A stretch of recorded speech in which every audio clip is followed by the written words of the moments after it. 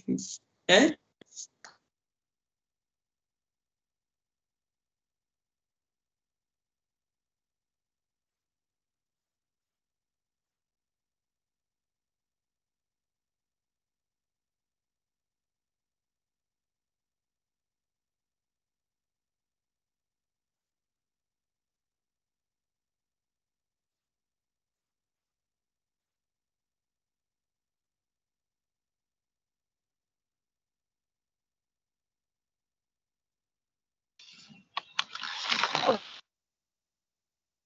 Okay, I hope you are able to see my screen.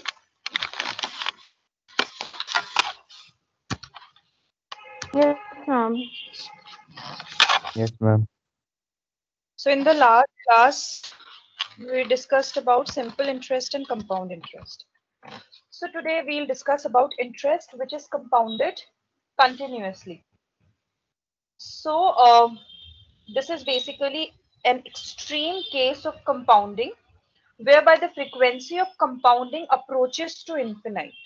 ठीक है, so question में ऐसे ही लिखेगा जैसे कि interest is being compounded continuously और it is being compounded till infinite. ठीक है, there is no definite period, क्योंकि डेफिनेट पीरियड होगा तो we know the formula right, simple interest और कंपाउंड इंटरेस्ट का, जहां पे एन इज गिवन.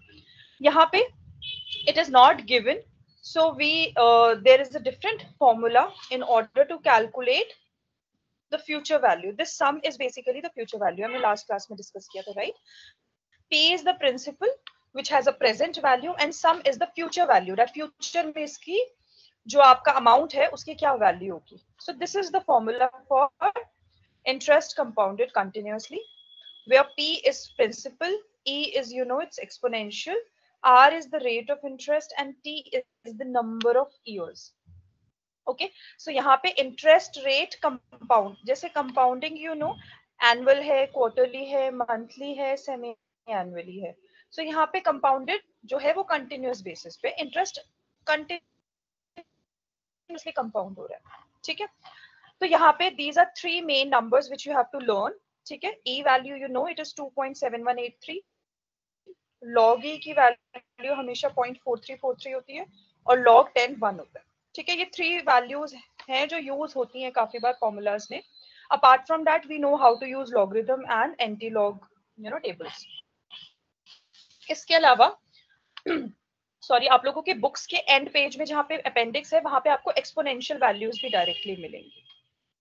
ठीक है, so let's do some questions regarding this concept. So example 1, an amount of rupees 2000 is invested at an annual rate of 8% per annum compounded continuously. ठीक है, so ये interest continuously compound हो रहा है. Find out the amount at the end of 5 years. So T is also given, R is given, P is given. So we have to calculate S. ठीक है, very simple.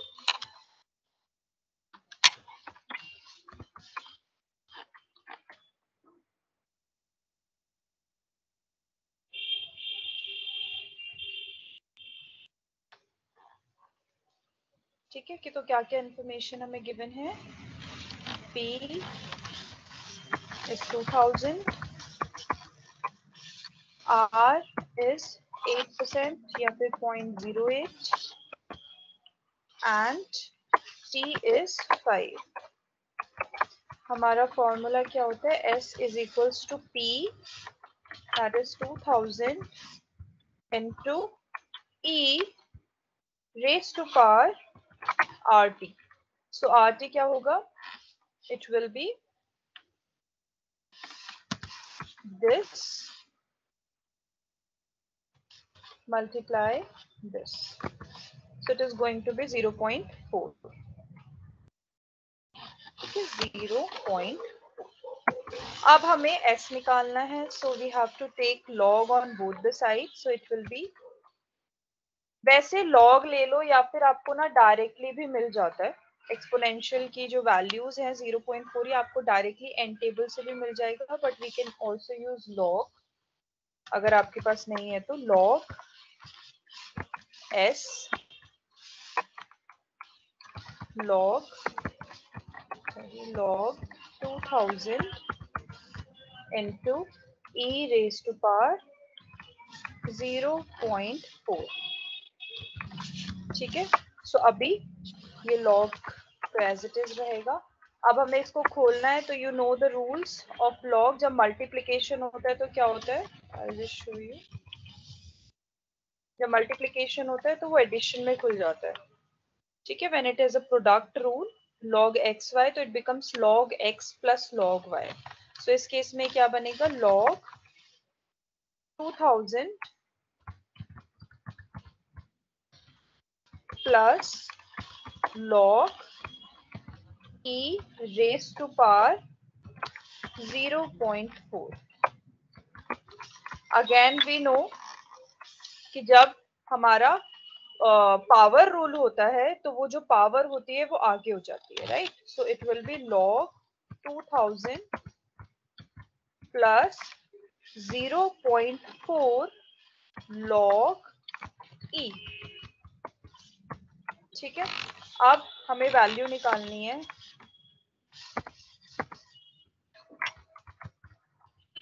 ठीक है, फिर से वही आ गया, एक मिनट, खाली मैं e डालती हूँ. ठीक है, हमें log e की वैल्यू पता है, इट इज 0.4343, राइट. बट हमें log 2000 की वैल्यू निकालनी पड़ेगी. ठीक है, सो log 2000 की वैल्यू हम log टेबल से निकालेंगे. मैंने शायद हटा दिया log टेबल्स की, just give me a second.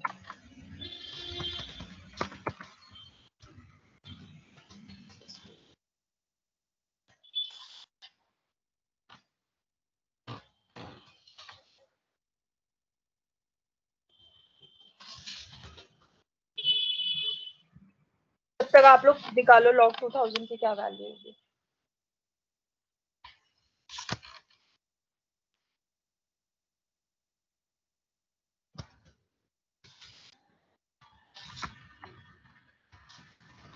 This is log table. So log 2000.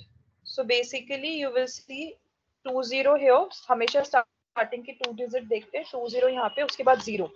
ठीक है, 2000 है ना, तो it is 3010. So value is 3010. 3010.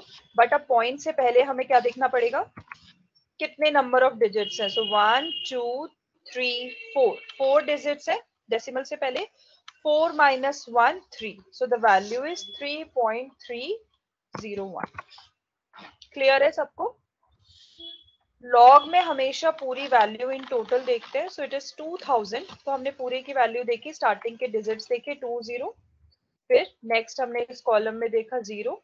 So it is 3010. और डेसिमल से पहले हमने नंबर ऑफ डिजिट्स कैलकुलेट किए. So these are 4. So 4 minus 1 3. So it is this value. ठीक है, ये वैल्यू आ गई. इसके बाद हमें दूसरे की वैल्यू पता है, it is 0.4 multiply by 0.4343. So this is the value, that is 3.47472 log s. Now s के लिए हमें क्या करना पड़ेगा, we have to take anti-log of this number 3.4747. सिर्फ 2 डिजिट लिया करो, बाकी डिजिट्स लेने की जरूरत नहीं. ठीक है, सो एंटी लॉग के लिए हम पूरा टोटल नंबर नहीं देखते, हम पॉइंट के बाद का नंबर देखते हैं. ठीक है, सो पॉइंट के बाद है 4747.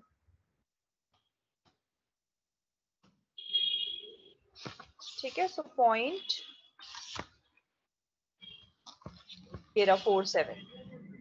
ठीक है, सो इट इज 2931.47 की अभी वैल्यू है 2931 2951. सॉरी, इट इज 2951 प्लस 4747 है ना. अब इसी में ही अब फिर से 4 देखो. एक सेकेंड, सॉरी यार, मैंने गलत कर दिया. इट इज 0.47 है, इसके बाद आपको 4 की वैल्यू देखनी है. So it is 2972. ऐसी है ना values, are starting from 0. Okay, so 0 से शुरू हो रही हैं. सो 0 1 2 3 4. 0.474 की वैल्यू आ गई, दिस इज 2979। 2979 प्लस, अब हमें मेन डिफरेंस देखना है 7 का, ठीक है। तो it is starting from 1 I think, so ये है ना 47, so it is starting from 1 2 3 4 5 6 7, so this is 5, so you have to add 5, so 2984 आपकी वैल्यू आ रही है। अब आपको देखना है कि आपको डेसिमल कहाँ लगाना है। अब डेसिमल से पहले क्या नंबर ऑफ डिजिट है, इट इज 3, ठीक है। सो 3 प्लस 1 4, इसका मतलब 4 डिजिट्स के बाद आपको डेसिमल लगाना है। तो 4 डिजिट क्या हुए, 1 2 3 4, सो यहाँ के बाद आप डेसिमल लगाओगे तो doesn't make a difference, it will be 2984 only. So जो आपकी वैल्यू है एस की, it is 2984, this is the future value. Clear है सबको? Any doubts to anyone? I don't know, you can check in JK Thukral whether you have exponential tables or not. Offline में you never get formulas for exponential, books में मिल जाते हैं, but जब आप main exam देते हो ना offline, तब आपको एक्सपोनेंशियल के फॉर्मूलाज वाला टेबल नहीं मिलता, ठीक है। सो जब नहीं मिलता है उस टाइम पे you have to use log. अगर डायरेक्टली मिलता है तो आपकी, मैं यहाँ से देखकर बताती हूँ, जो मेरे पास अभी बुक है,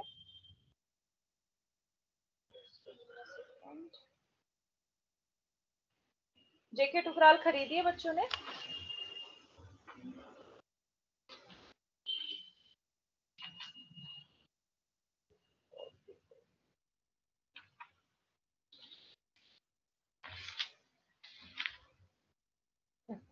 हमारी वैल्यू क्या थी, 0.4 ना, तो यहाँ पे डायरेक्टली लिखा है दैट द वैल्यू इज 1.91825। तो आप डायरेक्टली 2000 को इससे मल्टीप्लाई करो, आपका डायरेक्ट आंसर आ गया 2984, ठीक है। ये आपकी बुक्स में गिवन होती है, बट आपको मेन एग्जाम में नहीं मिलती, तो it's always advisable to learn logs also. अगर आपको मिल जाता है डायरेक्टली तो you can directly apply the value of exponential, then you don't have to apply logs. Is this question clear? Any doubts to anyone? Beta, this is math, so you have to practice along with me. It should not be like that I am just solving the questions and you are just watching it. If you will watch it na, then you will be able, you will be be overconfident that okay ma'am is able to solve these questions, so I will also be able to solve them. जब खुद करोगे ना, then you will realize that where are you actually stucking at. आपके mathematics और finance में से वो questions भी आते हैं और वो क्वेश्चंस टफ होते हैं। यस बेटा। मैम एक बार आप एंटी लॉग कैलकुलेट करना समझा देंगे फिर से? हाँ एक मिनट, हमारी वैल्यू क्या थी एंटी लॉग की? It was 3.47। हाँ, एंटी लॉग में क्या होता है, डेसिमल से पहले की वैल्यू हम देखते ही नहीं है टेबल में, क्योंकि आप ऐसे भी चीज इसको लर्न कर सकते हो कि जो एंटी लॉग टेबल है वो हमेशा पॉइंट से शुरू होता है, राइट?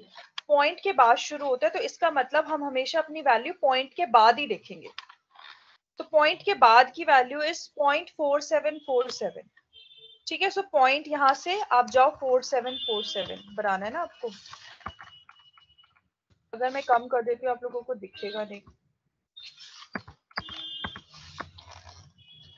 ठीक है। सो ये आपकी वैल्यू है 0.47, बट इसकी नेक्स्ट डिजिट क्या है, 4, ठीक है। और जो टेबल है वो कैसे शुरू होता है, first column 0 1 2 3 4, it means you have to take this value, ठीक है। This value is basically 0.474, so 2979, ठीक है। So first we have written this value, इसके बाद इट इज 4 अगेन, नहीं इट्स 7 अगेन, ठीक है। 0.4747 है ना, तो 0.474 की आ गई। अब 7 का मेन डिफरेंस और हमें देखना है।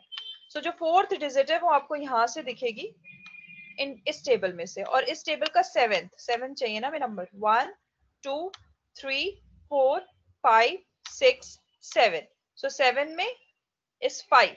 So you have to add this 5 in this number 2979. When you will add this number, it will become 2984. Sorry, it's 2984. Sorry, yeah, correct. 2984 is the value. अब आपका डेसिमल का क्वेश्चन आता है, ठीक है. लॉग में भी लगता है ना, यहाँ लॉग से हटता है, इसमें लगता है. अब इसमें डेसिमल से पहले डिजिट है 3. यहाँ पे हम डेसिमल से पहले नंबर ऑफ डिजिट्स नहीं देखते, हम एक्चुअल में नंबर देखते हैं. सो इसमें पहले नंबर है 3, ठीक है. सो 3 प्लस 1 इज 4. अब आपको इस जो कैलकुलेटेड नंबर है इसका 4 डिजिट इसको रखना है, बाकी जितने भी नंबर है उसको आप डेसिमल्स में ले. सो यहाँ पे है ही एक्चुअल में 4 डिजिट का, तो it will remain like this. इसके बाद इसका पॉइंट लगेगा. सो 2984 डेसिमल लगेगा, 0000. So it will this only. अगर यहीं पे ये क्वेश्चन नंबर हमारा होता 29865, तो आपका लगता 2986.5 ऐसे बनता फिर आपका नंबर. ठीक है. अभी और क्वेश्चंस आएंगे, वील प्रैक्टिस. लॉग का बिल्कुल उल्टा हो जाता है एंटी लॉग. चलो we'll see next question now.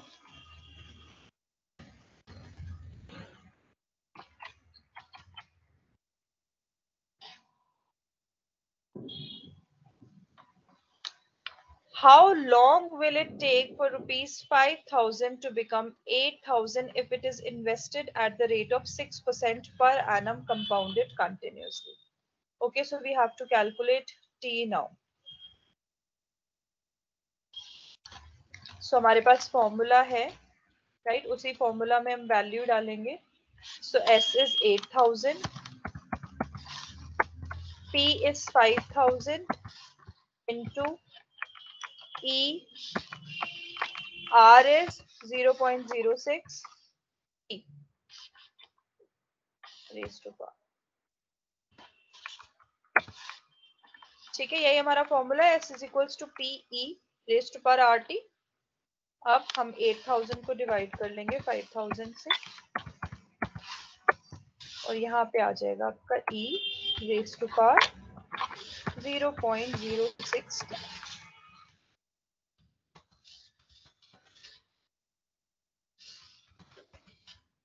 ठीक है. इसके बाद again we have to take log. अब इसमें तो लॉग ही लेना पड़ेगा, इसमें तो आप exponential table in any case use भी नहीं कर सकते because you don't have t. So log 1.6 equals to log e raise to power है ना, तो पावर रूल लगेगा, तो it will be 0.06t into log e, right. Log e की हमें वैल्यू पता है, इट इज 0.4343. सो 0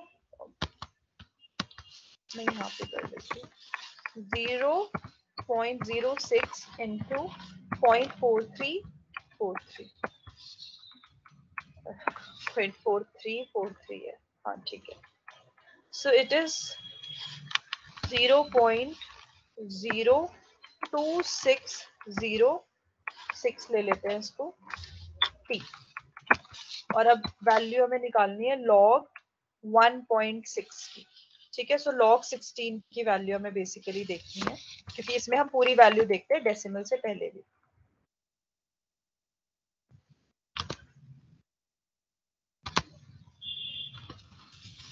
लॉग 16 की वैल्यू है 2041. 2041. अब इसमें देखते हैं नंबर ऑफ डिजिट्स. तो डेसिमल से पहले कितनी नंबर ऑफ डिजिट्स है? 1. सो 1 minus 1 0. So it will B 0 point. ठीक है. यहाँ पे नंबर ऑफ डिजिट्स देखते हैं, एंटी लॉग में एग्जैक्ट नंबर देखते हैं. ठीक है. सो यहाँ पे नंबर ऑफ डिजिट डेसिमल से पहले कितनी है? 1. अगर 3 होता तो भी 1 होती, 6 होता तो भी 1 होती, 8 होता तो भी 1 होती. सो 1 minus 1 0. So this is 0.2041. Now it is easy. You have to calculate T. So this amount divide by 0.02606. So it is coming out to be 7.83. ठीक है, और you can write 8 approximately. या 2 डेसिमल प्लेसेस तक भी आप दे सकते हो. ठीक है, 7.83 years में this particular 5,000 will become 8,000 if 6% rate of interest is compounded continuously. Clear है सबको ये question? Ma'am, answer is 8 years or 7.83 years? But it's completely your choice. ठीक है, बट जैसे आप यूजुअली एग्जाम में कैसे लिखते हो 7.83, उसके बाद आप नीचे लिखते हो ना, इट इज 8 years अप्रोक्सीमेटली. सो आप ऐसे कर सकते हो. Okay ma'am. Yeah. Ma'am because calculator पे अगर हम 8 years के हिसाब से कैलकुलेशन करते हैं वो 8,000 से वैल्यू थोड़ी ज्यादा आती है. 8 से ज्यादा आ रही है?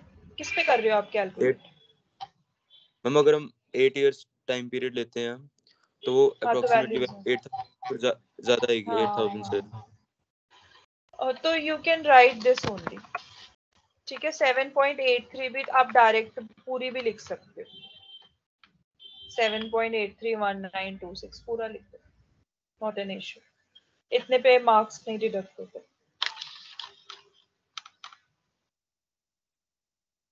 Okay, next. At what rate will a principal P triple itself in 10 years if it is compounded continuously? So T given है, P given है, P है आपका, और जो S है वो क्या है आपका 3P, राइट?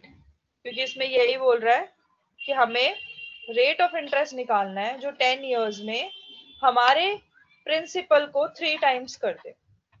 मतलब हमारी फ्यूचर वैल्यू 3 times होनी चाहिए प्रिंसिपल. ठीक है,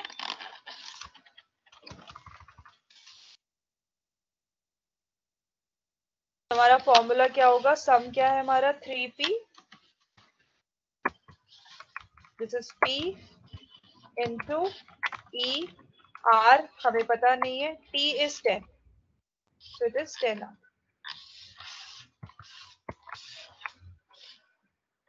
This is raised to power. ठीक है, P वहां डिवाइड में चला गया तो P से P कैंसिल हो गया. It will B 3 and it will B E raised to power 10R. Now again you have to take log. So log 3 e raised to power 10 will be 10R log e. So we know the value of log e. So log e की value is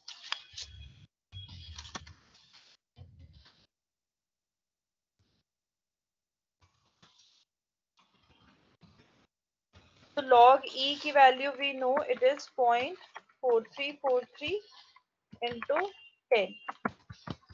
So it is 4.343 R, right? Up we need to find the value of log 3. So log 3 के लिए यहाँ पे सारी चीजें 2 digits में होती हैं, तो हम 3 है तो हम 30 लेंगे उसको. ठीक है, 3000. तो यहाँ पे 30 की वैल्यू देखेंगे under 0 column. So it is 4771. ठीक है, हमेशा लॉग टेबल 2 डिजिट से शुरू होता है. अब ये 3 है तो 3 को आप 30 बना के देखोगे. सो it is 4771. So right 4771.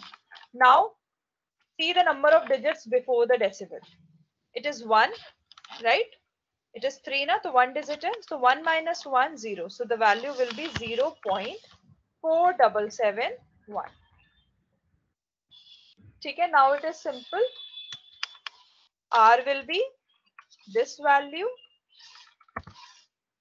divide by 4.343. So it is approximately 11%.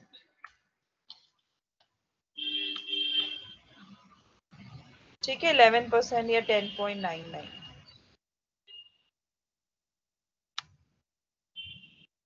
So this is the rate of interest which in case compounded continuously, then the principal should become the sum should become 3 times of principal. Clear है सबको ये? Shall I Yes, move ma'am. to next question?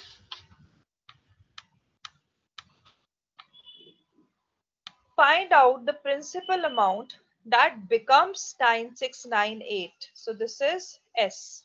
After a period of 6 years, so T, when invested at the rate of 8% per annum compounded continuously, you have to find P. जल्दी से इसको solve करो and tell me the answer.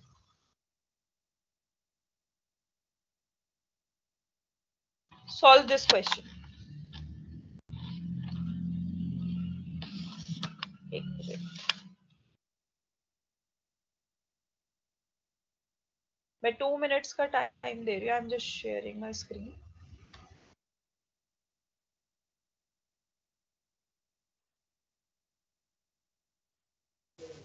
Mom, can you show the questions? Thank you.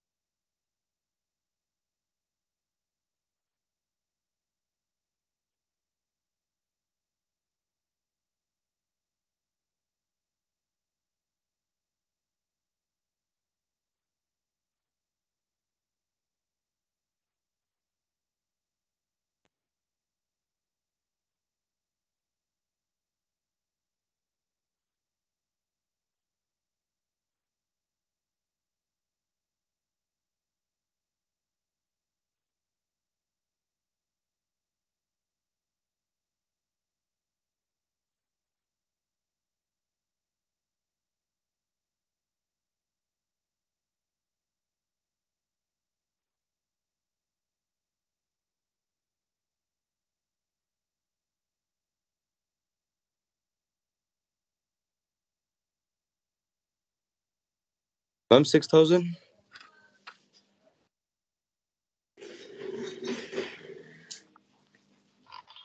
Yes, the answer is 6,000. Others also please try to solve this question. It is not that difficult.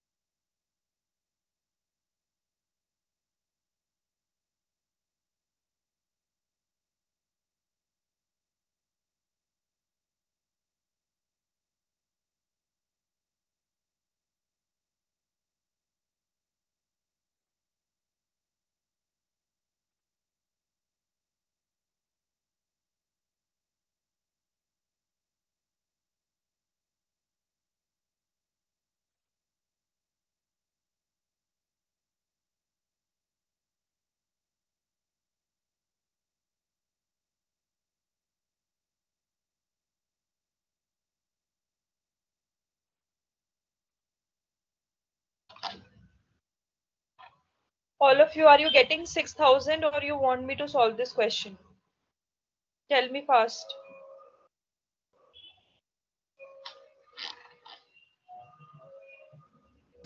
Mom, could you please solve it? Solve कराऊं?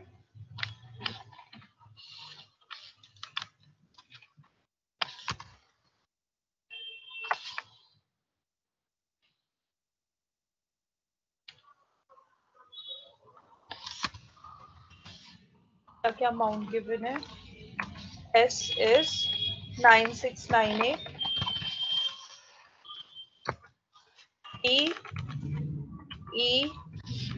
R is 8%, so it is 0.08 with T is 6.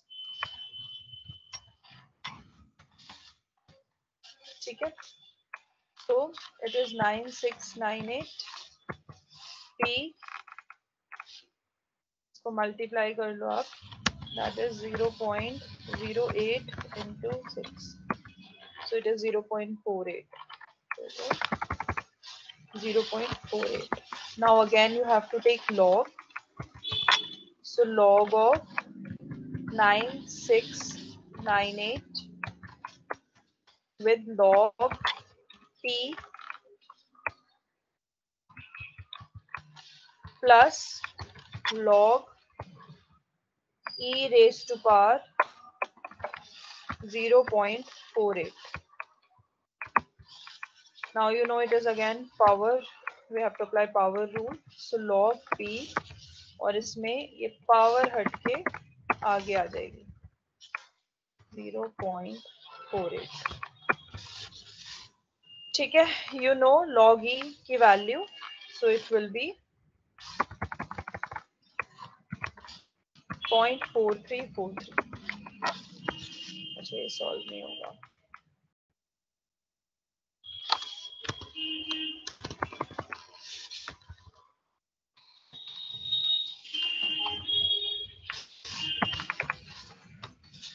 It is 0.20846 तक. ठीक है. Now calculate the value of log. So 9698 है. So 96. It is 96. 9 की value देखनी है. So 9 is the last column. So it is 9863. ठीक है. So 969 तक की आ गई है वैल्यू. It is 9698 था ना. It is 9863. 9863. इसके बाद जो नेक्स्ट वैल्यू थी वो क्या है? 9698. ठीक है. सो 96 वाले कॉलम में हमें देखनी है 8th value. So 1 2 3 4 5 6 7 8. So it is 4. So you have to add 4 in this number. So this is the value, that is 9867. अब देखो number of digits before decimal कितने हैं? 4 है ना. 9698 4 है, तो 4 minus 1 3. So it will be 3 point. ये log में हम डेसिमल लगाते हैं ना. So it is 3.9867. क्लियर है? 4 डिजिट थे, 4 minus 1 3, और ये पूरी हमने वैल्यू निकाली अपने टेबल से. Now we have to subtract this value. Right hand side value को लेफ्ट हैंड साइड लेके जाएंगे. So it is 0.20846. So this is this. So log p. Now p के लिए we have to take anti-log of this. So anti-log of 3.77824. अब anti-log में हम क्या करते हैं? हम डेसिमल के बाद की वैल्यू देखते हैं. और यहाँ पे ना 4 को हटा दो, खाली 4 डिजिट तक ही हम देख सकते हैं. तो come to antilog table. So it is 0.77. Here it is 0.77. So हमें इसकी 8th देखनी है. So it starts from 0. So 0 1 2 3 4 5 6 7 8. So it is 5998. So 5998.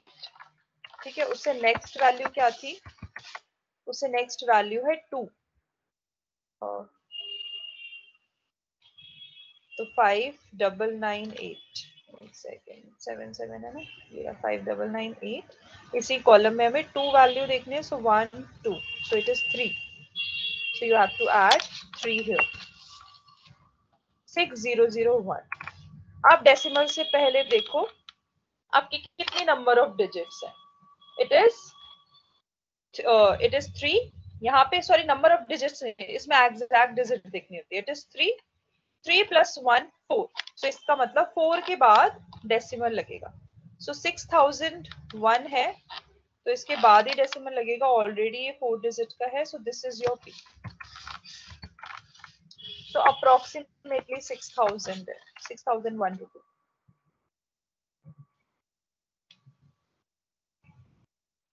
ठीक है, clear? Mathematics or finance में you will get so many questions of logs and antilogs. Shall we move to next concept?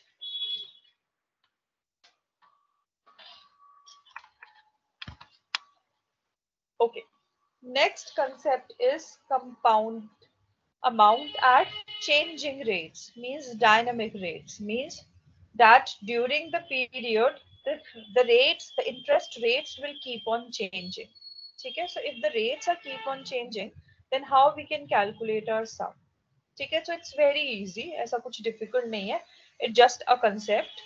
इसका कोई formula नहीं है. The formulas will remain the same which we have discussed so far, like simple interest, compound interest, and compounding continuously interest. Only formula से we will calculate. ठीक है, so let's do the first question.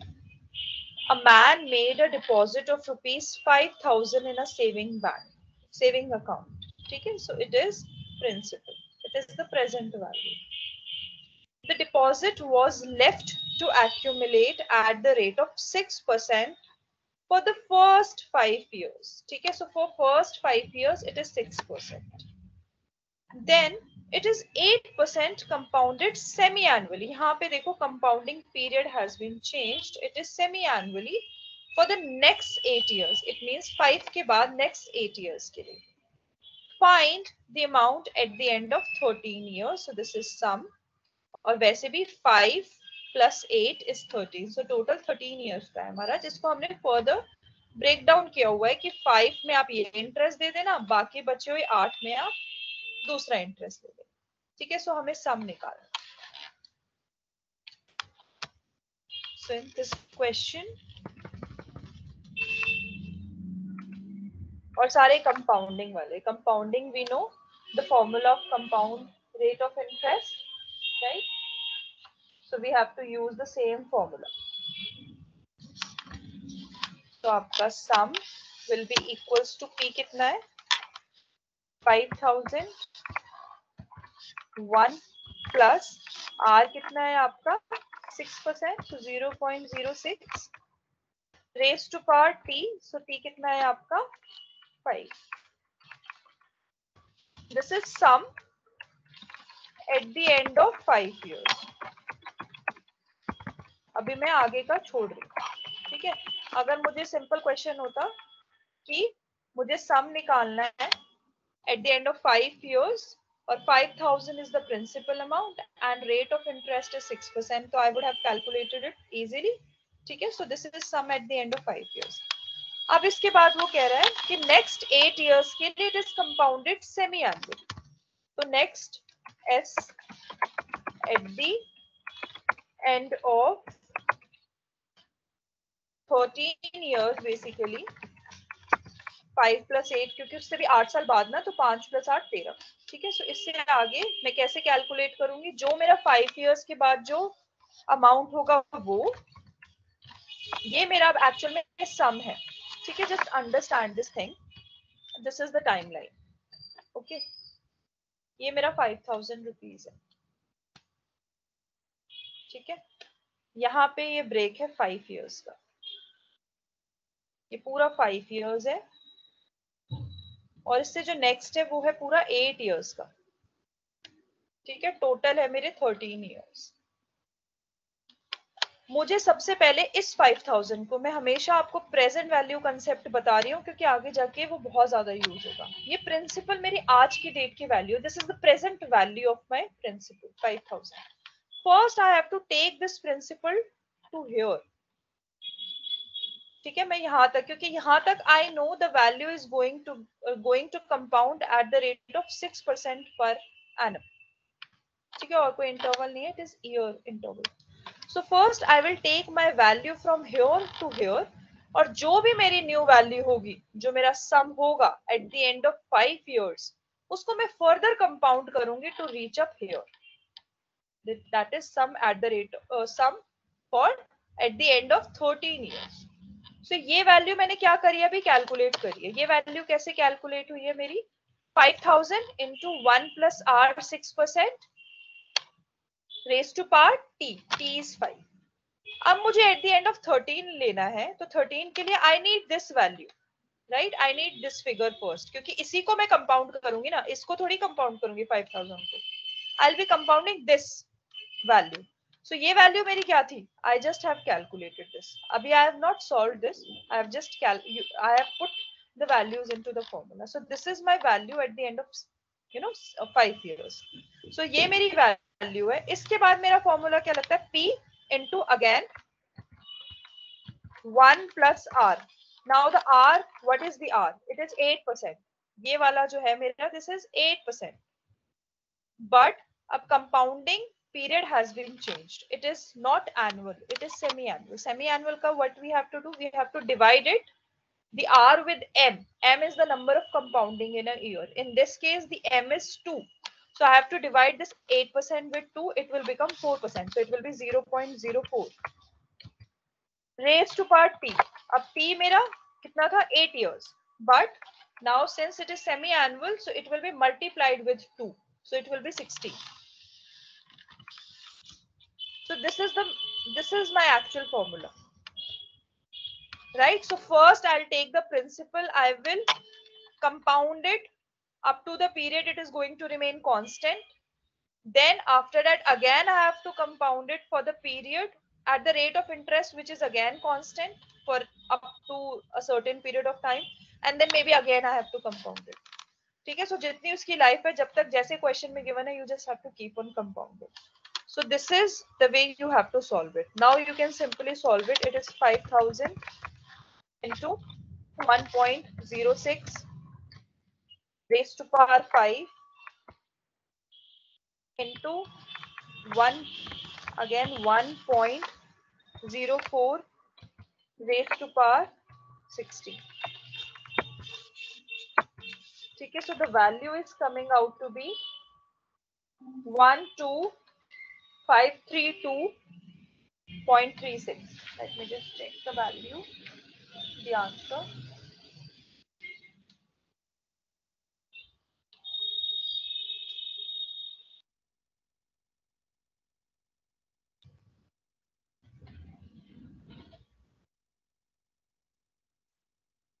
Okay, so this is the answer.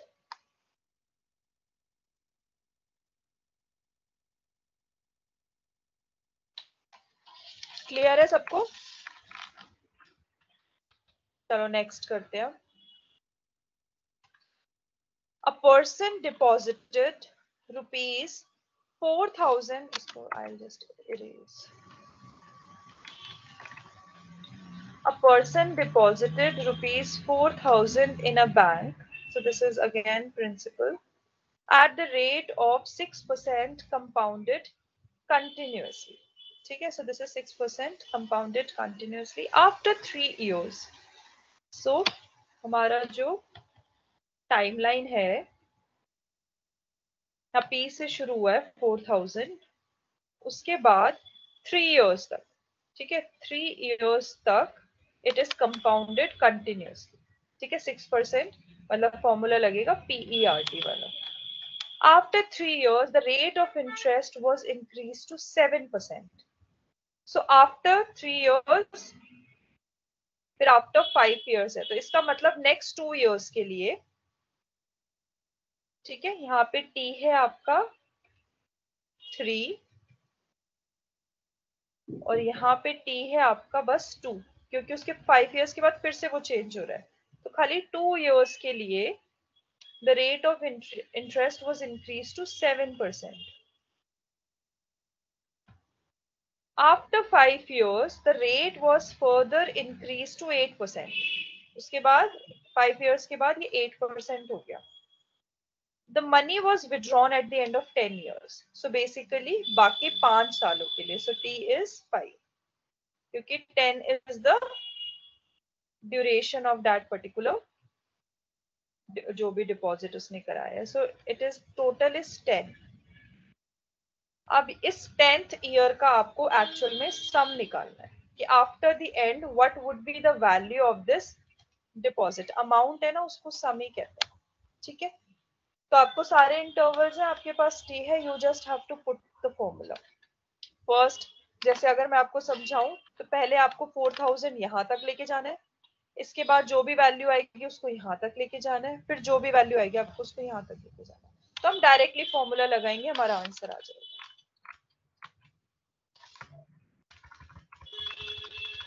तो मैं directly कह रही हूँ sum at the end of 10 years। Formula लगेगा आपका सारा कंपाउंडेड कंटिन्यूअसली है ना, तो PERT लगेगा, ठीक है। तो P is 4000, E R is raise to power होता है ना, सो R is 0.06, T क्या है 3, ठीक है। So this is your first formula. Then again multiply, ये 0.06 इंटू 0, दिस विल बिकम 0.18, तो मैं यहाँ पे 180 लिख देती हूँ। देन अगेन P अब आपके पास है कैलकुलेटेड, बार बार 4000 नहीं लिखोगे।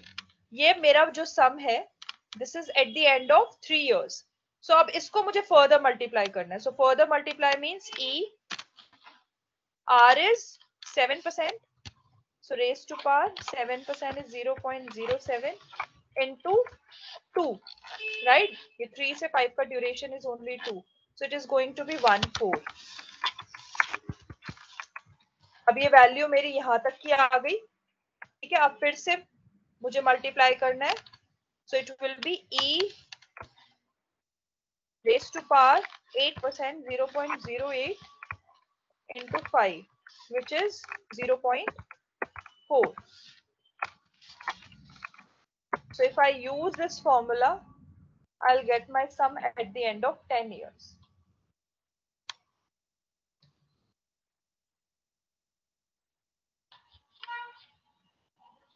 ठीक है।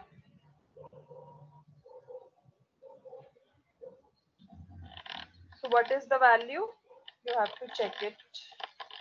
आप E की वैल्यूज को ऐड कर सकते हो, तो it will be 0.18 plus 0.14 plus 0.4, so it is 0.72. It is 4000 into E raised to power 0.72। या तो अब आप लॉग लगा के इसको कैलकुलेट कर लो, बट फिर लॉग लगेगा, एंटी लॉग लगेगा। मैं आपको डायरेक्टली टेबल से वैल्यू बता देती है। 72 है ना वैल्यू, 0.72।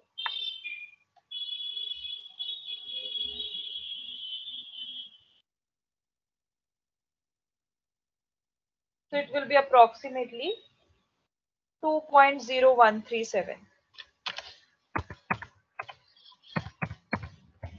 It is 0. नहीं सॉरी 0.72 की हम देखते हैं ना, so it is 2.01 0137। It will be close to 8054।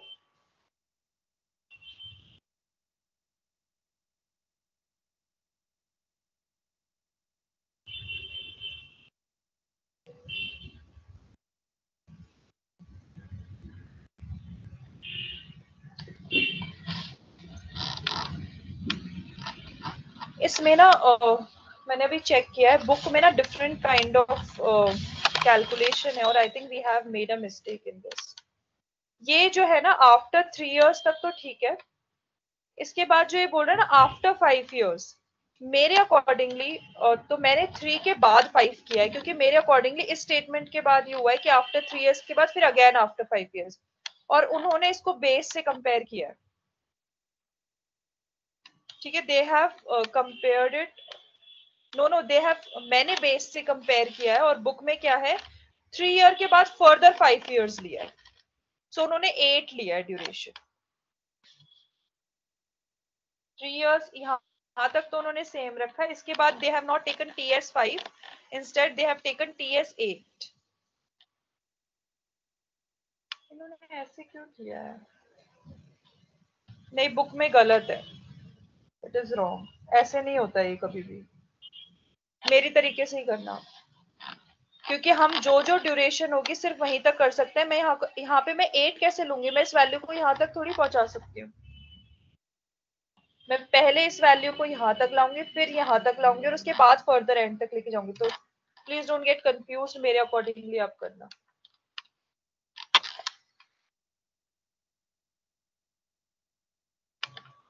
Clear है? नेक्स्ट क्वेश्चन करें। Just give me a second.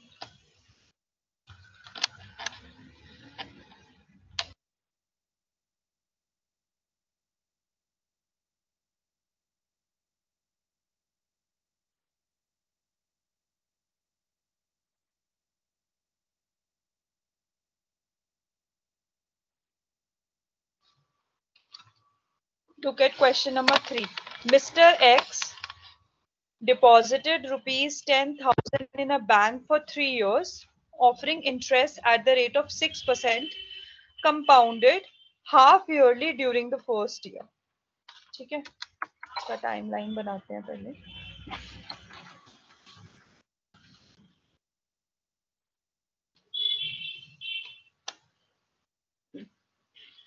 So इसने 10,000 डिपॉजिट कराए हैं बैंक में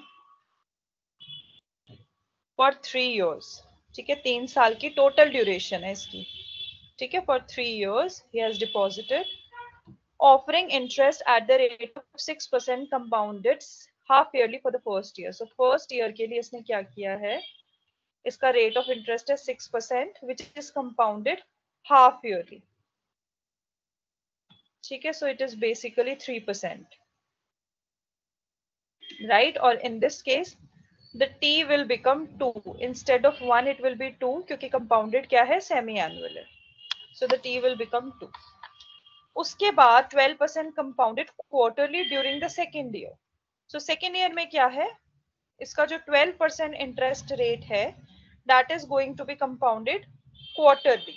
So in this case it will be 3% क्योंकि it will be divided by 4, so it will be 3%, and in this case the t will be 4, right? एक साल में 4 बार compounding हो रही है तो it will be 4। then 10% compounded continuously during the third year। so यहाँ पे during the third year है तो बचा क्या है हमारा, just 1, और इंटरेस्ट रेट कितना है आपका 10%, and it is going to compound continuously। ठीक है, find the balance at the end of 3 years।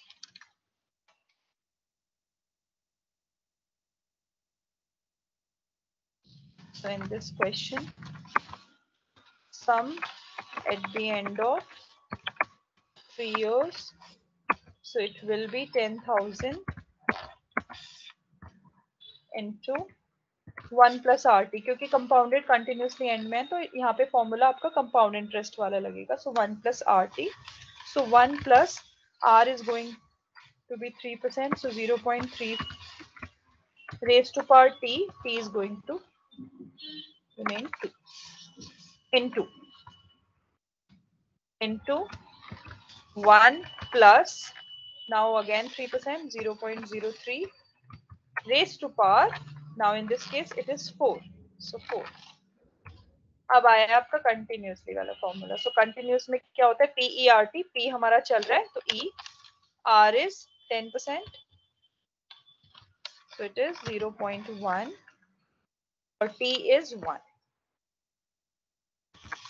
so this is our formula। अब इसको सॉल्व करो आप। 10,000 into 1.03 raised to power 2 into 1.03 raised to power 4 into e raised to power 0.1 only। ठीक है, when you will solve this, एक बार ही solve करो क्या answer आ रहा है आपका, क्योंकि ये तो आपका डायरेक्ट ऐड हो जाएगा। सो अगर मैं इसको डायरेक्टली सॉल्व करूं, 1.03 रेज टू पावर 6, क्योंकि ये 4 और 2 मैं ऐड कर रही हूँ, सो it is 6. So this is the number. इसको डायरेक्टली आप 10 से डिवाइड कर दो, ऐसे लिख दीजिए 10,000 मल्टीप्लाई बाय दिस नंबर. ठीक है, इसको 1 कर देती हूँ मैं, into E raise to power.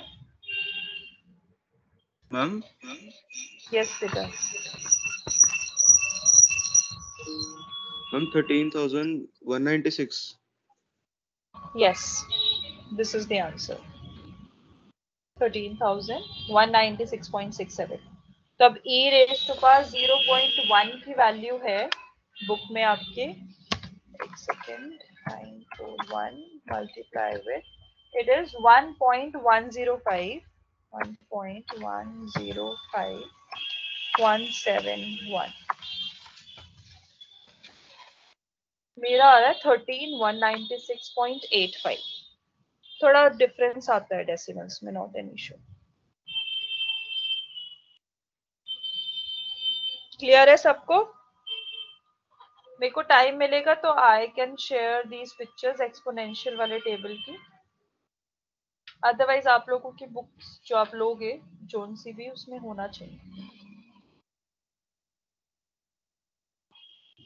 चलो अब नेक्स्ट क्वेश्चन देखते हैं.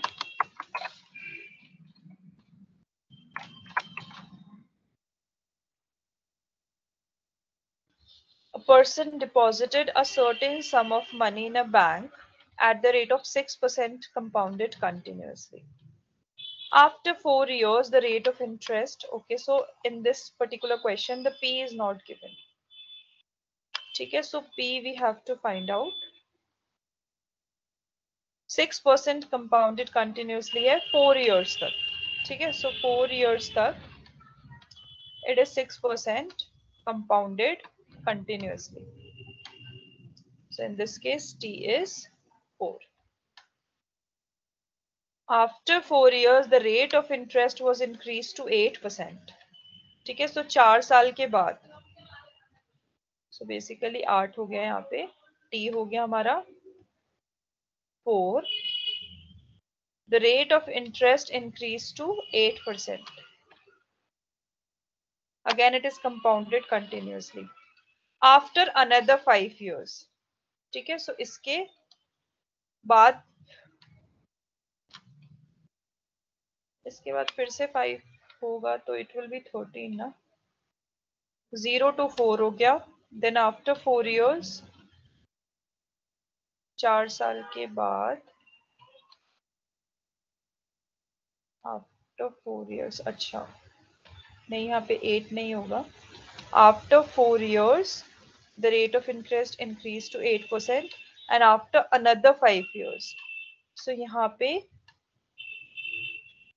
ये 5th year है ना, so it will be 1 basically. यहाँ पे T will be 1 just for 1 year. 4 साल के बाद 8% हुआ, and after another 5 years. Sorry, I think I'm making a mistake. Ma'am, Yes. they are saying another 5 years, so I think हाँ, it तो should यहाँ पे be 9 हो जाएगा. 9. Yeah. So 4 यहाँ पे 9 होगा basically. So यहाँ पे it will be 9 और यहाँ पे it will be 5. T5 होगा, मतलब after 4 years the rate of increase rate increase to 8%, और उसके बाद 5 साल बाद, मतलब इसके 5 साल तक 8 रहा, और उसके बाद जैसे ये 9th year हुआ स्टार्ट, उसके बाद फिर से it increase to 10%, और टोटल ड्यूरेशन इज 12. ठीक है, सो यहाँ पे T will be 3, क्योंकि यहाँ का सम इज गिवन एज 38,400. यहाँ की फ्यूचर वैल्यू गिवन है. ठीक है, क्या कह रहा है? Deposited a certain some of money in a bank at the rate of 6% compounded continuously after 4 years. इसका मतलब 4 साल तक 6% रहा. After 4 years, the rate of this rate has increased to 8%. 8% हुआ. फिर and after another 5 years, तो मतलब 5 साल ये 8% चला, उसके बाद it changed to 10%. So आपका जो इंटरवल था that has become 9, that is 5 + 4 9, तो बाकी कितना बचा 12 - 9 3, सो बाकी 3 साल के लिए इट हैज रिमेन्ड 10. ठीक है, so you have to use a formula again now. Ma'am, the answer is 15,000. Answer कौन सा क्वेश्चन है? हाँ बेटा, इट्स 15,000, करेक्ट. तो यहाँ पे हमारा sum is 38,400. Principal is P. हमेशा कंटिन्यूसली चल रहा है ना? हाँ, continuously. So E raise to power 1. नहीं, RT होता है ना, तो 0.06 into 4, so it is 24. Again multiply E raised to power, it will be 0.08 into 5, so it will be 0.4 into E raised to power 0.1 into 3, so it will be 0.3. Okay, so now you can add these, so it will be 0.24 plus 0.4 plus 0.3, so it is 0.94. So it is raised to power 0.94, 38,400. अब values देखो, E की क्या value है? 0.94.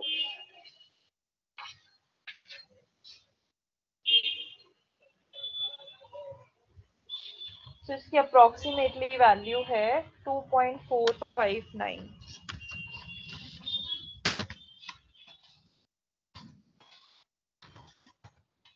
2.459.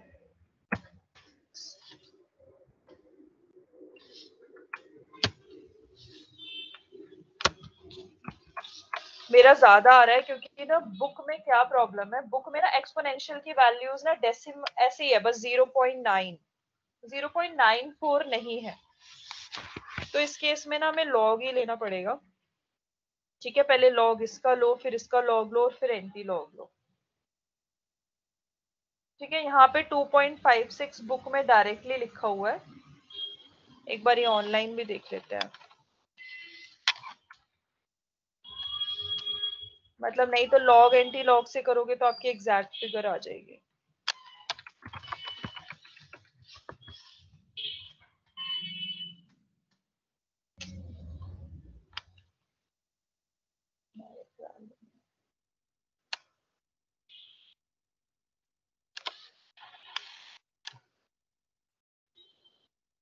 Enter value of x, so x is 0.94.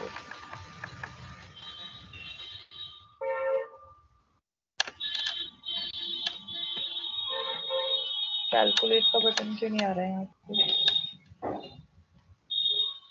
Settings, calculator,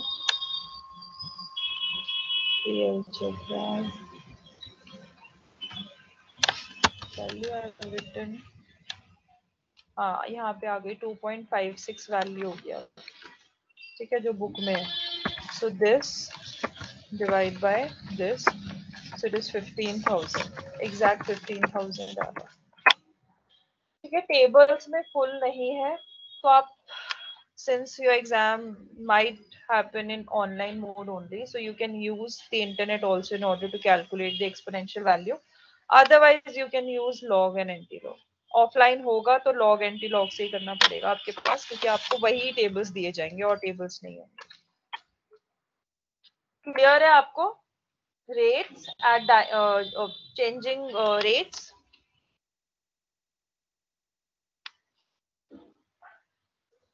Any doubts to anyone, please ask.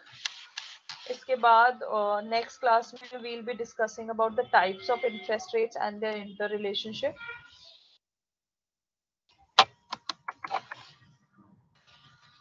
Clear है सबको?